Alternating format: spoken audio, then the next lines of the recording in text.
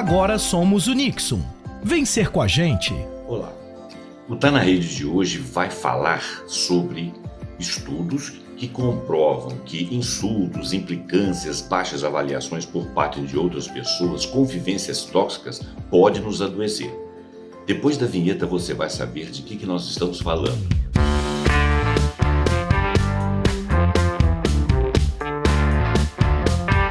Daniel Goleman, ele é um escritor de renome internacional, jornalista de ciência, psicólogo. Ele faz matérias sobre ciências comportamentais, sobre o cérebro. Ele nos diz que os relacionamentos podem ser fonte de angústia, mas também pode ser fonte de alegria, obviamente. Se por um lado a sensação de que as pessoas em nossas vidas nos proporcionam apoio moral, apoio emocional, tem impacto positivo na saúde, tal associação demonstra também que as pessoas mais fortes se sentem bem, se sentem confortáveis, mas as mais frágeis podem ser atingidas quando elas estão isoladas, quando elas são fragilizadas ou quando elas têm algo da sociedade ou da sua convivência imediata contra si. E dessa forma a probabilidade delas piorarem estados de saúde é muito grande. Aparentemente o amor pode fazer diferença na saúde, claro, e na doença, né? Os relacionamentos em si contam apenas partes da história. Outros fatores de risco, suscetibilidade genética ao tabagismo, problemas de depressão de vitaminas, minerais, problemas congênitos, problemas genéticos, obviamente desempenham um papel importante.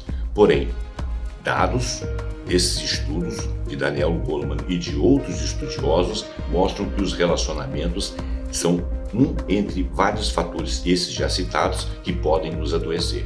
Muitas situações nos colocam sob estresse. E sob estresse, a suprarrenal secreta cortisol, um dos hormônios que o organismo mobiliza em situações de emergência. Os efeitos dos hormônios se fazem sentir em todo o corpo e muitos deles são adaptativos no curto prazo para a cicatrização de lesões corporais. Em geral, precisamos de um nível moderado de cortisol que atua como combustível biológico para o nosso metabolismo e ajuda a regular o sistema imunológico.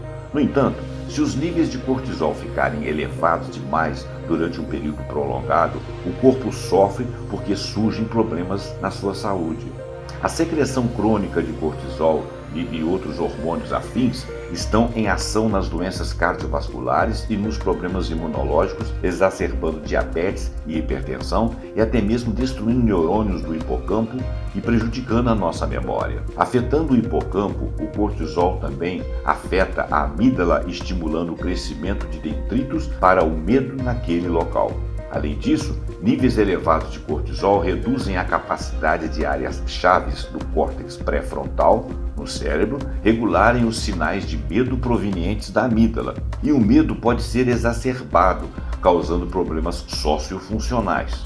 O impacto neural associado ao excesso de hormônio cortisol triplica a ação nefasta. O hipocampo prejudicado torna-se desleixado no aprendizado. O medo é excedido como consequência aparente de detalhes que não são efetivamente relevantes, ou seja, uma ação sem importância é interpretada como grande ameaça. O circuito da amígdala entra em pânico e a área pré-frontal não consegue modular os sinais de reação exagerada da amígdala. Resultado: a amígdala age descontroladamente, estimulando o medo, enquanto o hipocampo percebe de modo equivocado a existência de muitos motivadores desse medo. Para associar o estresse à saúde, os principais sistemas biológicos são o sistema nervoso simpático, o SNS, e o eixo hipotálamo pituitário adrenal, que é o eixo HPA. Em situações de perigo, tanto o SNS quanto o eixo HPA assumem um desafio, secretando hormônios que nos proporcionam para lidar com a emergência ou ameaça diante de nós uma força.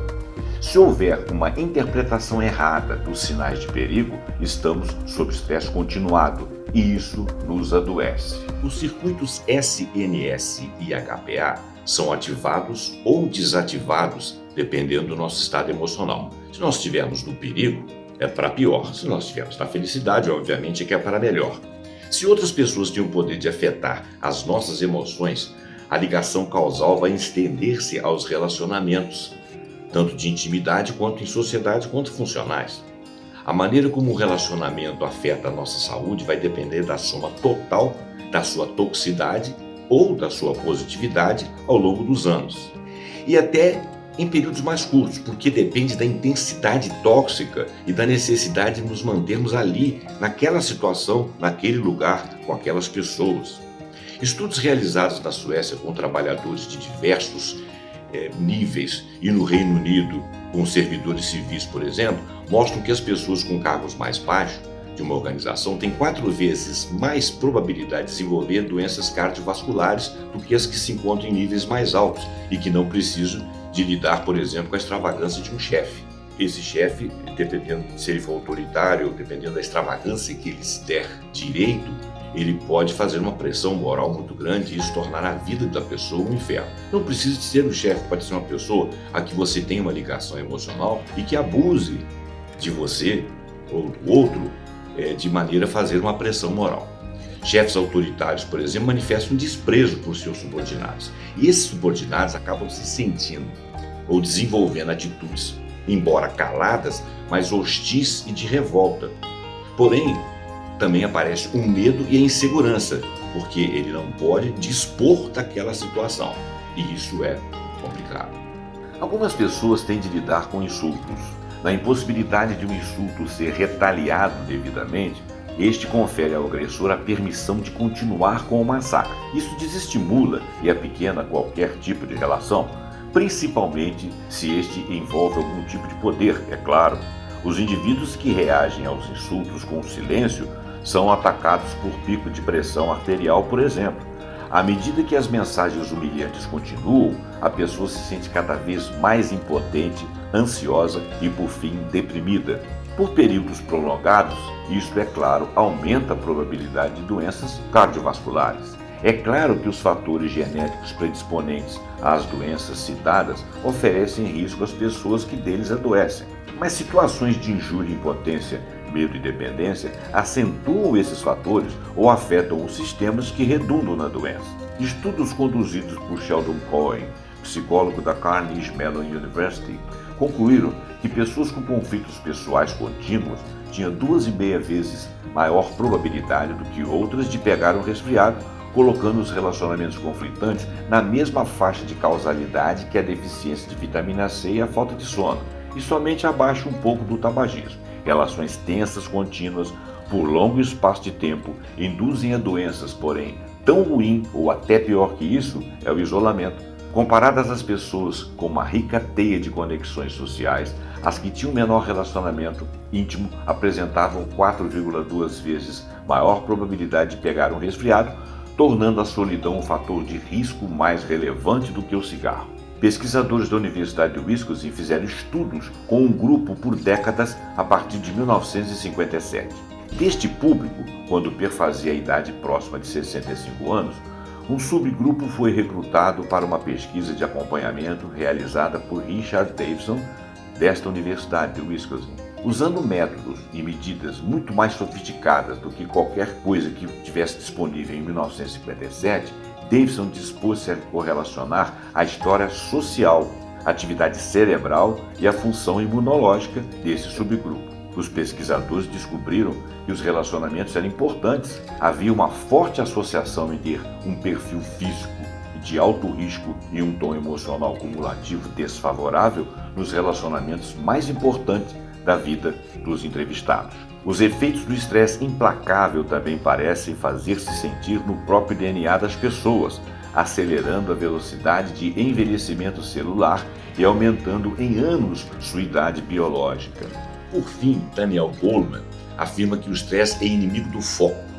Por estresse, entenda-se tensões no ambiente corporativo, no ambiente familiar e até na sociedade como um todo, porque nós não vivemos isoladamente, nós vivemos de uma forma ou de outra, nós estamos dentro de um corpo social. Por estresse também nós elegemos a quantidade enorme de informações que nos bombardeiam diariamente e nós ficamos soterrados de informações boas e más e algumas são aflitivas, algumas são não esclarecedoras, algumas nos levam para raciocínios errados. Temos que tomar cuidado com isso.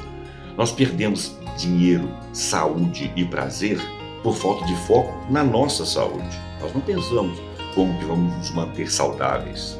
Aliás, saúde, eu me refiro à saúde emocional, à saúde física e até uma saúde social. Porque quando o corpo da sociedade está doente, isso reflete em você. Se precisamos também foco para a atenção voltada para a sociedade e para a intimidade, precisamos também melhorar as nossas relações na nossa sociedade, na nossa intimidade.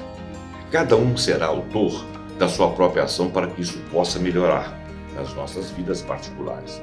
O que não podemos deixar é que isso leve a nossa vida ou leve a nossa condição de viver plenamente. Eu não estou aqui deixando, obviamente, uma solução. Isso é uma discussão, uma reflexão em cima de estudos. Essa reflexão fica aí para você. Conversa com seus amigos, veja como que você vive em relação ao seu trabalho, se você é um chefe, como é que você se comporta, se você é um subordinado, como é que você se comporta, como é que são as relações de intimidade, se existe uma subordinação moral, se existe uma afetação por parte de outro, ou se você próprio é aquele que faz essa afetação. Esse programa ele foi escrito em cima de alguns capítulos, de alguns dizeres, de um livro do Daniel Goleman chamado Inteligência Social, da editora Objetiva. Vale a pena você ler o livro todo, obviamente, se você quiser. Caso você não queira, basta a reflexão sobre a nossa capacidade de manter o foco na saúde e perpetrar a saúde social, a saúde na nossa intimidade, a saúde de nós com nós mesmos. O Tá na Rede fica por aqui. Se você gostou desse programa, você passa ali para frente, discuta com seus amigos, compartilha, assina o nosso canal, dá um like, porque isso é importante para o YouTube deixar o nosso canal caminhar por aí. E no próximo vídeo nós voltamos com mais alguma reflexão interessante e importante que você queira nos acompanhar. Muito obrigado e até o próximo Tá na Rede.